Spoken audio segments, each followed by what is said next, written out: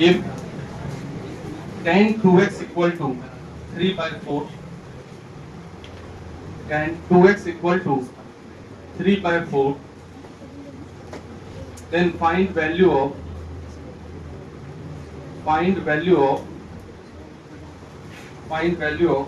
4 cos 4x plus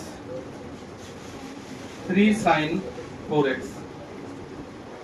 अब कुछ नहीं, एंगल डबल है, 2x वाला वैल्यू दिया है और इधर 4x वाला है, तो x वाला दिया रहता तो 2x वाला निकालता, तो इसका डबल वाला एंगल है, तो हाफ एंगल फॉर्मूला से तोड़ेंगे, आराम से रखेंगे, बस बन जाएगा। देखो क्वेश्चन में cos 4x है और sin 4x दिया क्या है, तो cos को भी tan में तोड़ने आना चाहिए और sin को भी आता ही है। देखिए अगर तुम 2x को थीटा मान लो, बच्चा वाला जैसे बुक में जैसे लिखा रहेगा कि लेट 2x बराबर थीटा, तो अपने पास दिया हुआ है tan थीटा दिया है।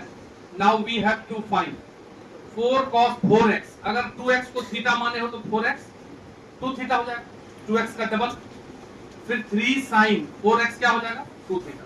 अरे अगर तुम्हारा 2x थीटा है तो 4x 2x का ही ना डबल हुआ, तो 2 थीटा हो जाएगा।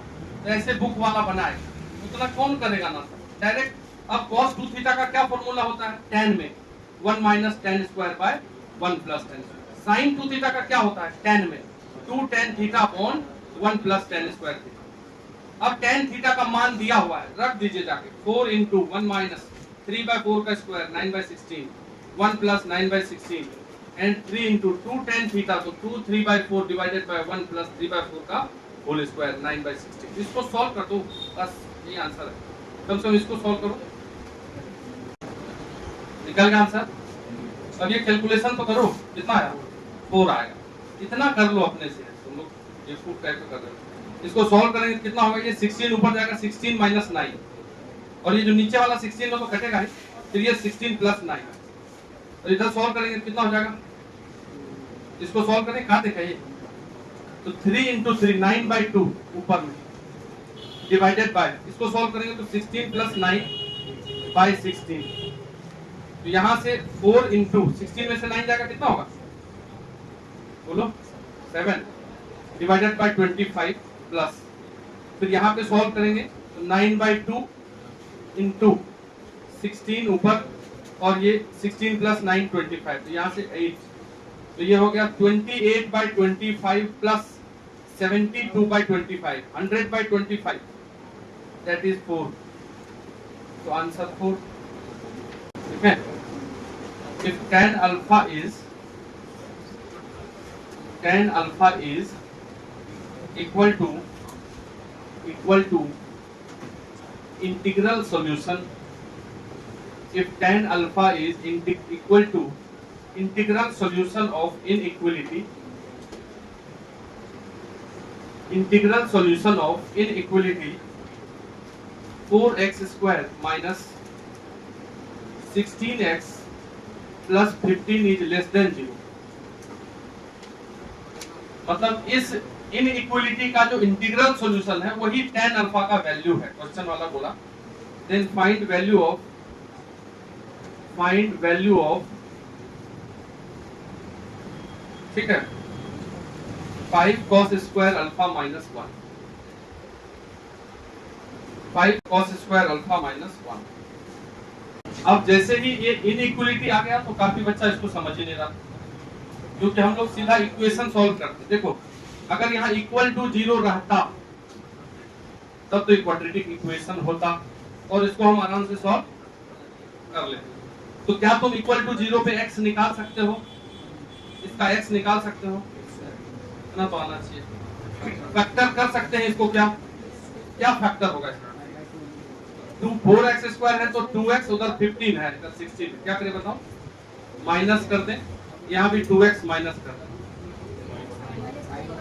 यहाँ लिख देते 3 और यहाँ 5, 15 हो जाएगा और इधर हो जाएगा तुमको 5 10 600, ठीक है। इक्वल टू हटाइए, लेस देन है तो लेस देन लिखते हैं, ये ऐसा आ गया। देखो दादी,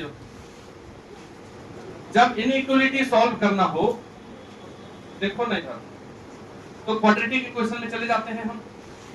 क्वाड्रेटिक में बताया कि ये पैराबोला है, 2 फैक्टर है, और जब पैराबोला में एक स्क्वायर वाले का कोफिशिएंट प्लस हो तो ऊपर खुलेगा पैराबोला, ये पता है। और इसके दो रूट होंगे क्योंकि दो फैक्टर बन रहा है, एक रूट हो रहा है 5/2 और एक रूट हो रहा है 3/2। ये रफ ग्राफ है।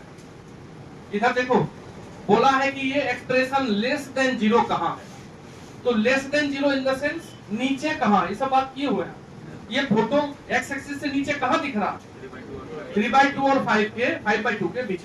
यानी कि इस इनइक्वालिटी का जो आंसर होगा x होगा वो क्या होगा, 3/2 से 5/2 के बीच। जब x 3/2 से 5/2 के बीच में होगा तब वो एक्सप्रेशन नीचे होगा। यानी कि पूछ रहा है कि ये एक्सप्रेशन लेस देन 0 कब होगा, तो तब होगा जब x ये होगा। यही हुआ इसी इक्वेशन के सॉल्यूशन। बोला है कि इसका इंटीग्रल सॉल्यूशन tan अल्फा है, तो 3/2 से 5/2 के बीच में जितना नंबर है सब इसका सॉल्यूशन है।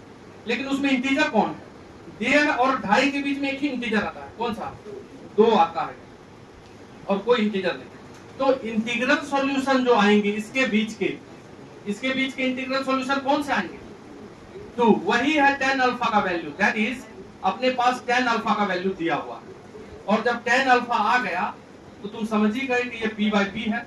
h निकाल लोगे, h क्या निकलेगा बताओ, √5 निकलेगा। तो cos अल्फा नहीं निकलेगा, इसलिए cos अल्फा इक्वल टू क्या हो जाएगा, b/h, 1/√5। Now we have to find value किसका निकालना है, 5 cos square alpha minus 1, 5 into cos square alpha मतलब इसका स्क्वायर, 1/√5 का स्क्वायर, 5 कट गया तो 1 माइनस लिखो। अब इनइक्वालिटी क्वाड्रेटिक का इसमें इन्वॉल्व है, थोड़ा सा चीज। If tan pi cos theta is equal to cot pi sin theta, then find value of sin theta plus pi/4, sin theta plus pi/4 तो 20 बार बता दिए। sin a और cos b यदि बराबर है, अगर sin a और cos b बराबर है तो कब बराबर होता है, जब ये a और b का सम 90 होता है। जैसे sin में 30 और cos में 60, ये सब नहीं बात करते थे, बहुत बार किया। या sin 90 minus theta equal, tan में भी यही हल्का है।